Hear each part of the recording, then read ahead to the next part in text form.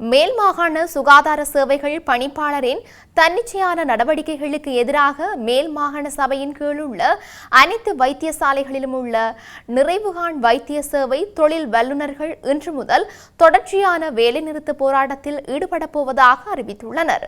அதன்படி இன்று காலை 8 மணி முதல் இந்த வேலைநிறுத்தம் தொடங்கும் என்று நிறைவுகாண் வைத்திய தொழில் வல்லுநர்கள் சங்கத்தின் பொதுச் செயலாளர் சானக தர்மவிக்ரம தெரிவித்தார். குறித்த பணிப்பாளரின் நடவடிக்கைகளுக்கு எதிர்ப்பு தெரிவித்து ஹம்பஹா மாவட்ட பொது வைத்தியசாலையின் நிறைவுகாண் வைத்திய சேவை தொழில் வல்லுநர்கள் நேற்று அடையாள வேலை நிறுத்தத்தில் ஈடுபட்டனர்.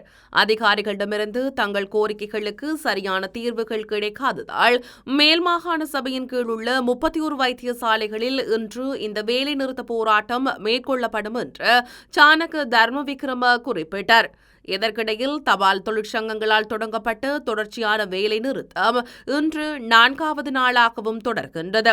19 கோரிக்கைகளை முன்வைத்து கடந்த 19ஆம் தேதி நள்ளிரவு முதல் நாட்டின் அனைத்து தபால் அலுவலகங்களிலும் தபால் தொழிற்சங்கங்கள் வேலை நிறுத்தத்தை ஆரம்பித்திருந்தன.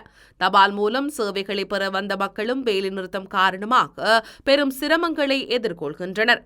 இவ்வாறாக தபால் நிர்வாகம் தங்கள் கோரிக்கைகளை குறித்து கலந்துரையாட வாய்ப்பு வழங்காததால் இன்றும் வேலை நிறுத்தத்தை தொடரப்போவதாக தபால் தொழிற்சங்கங்கள் தெரிவித்துள்ளன.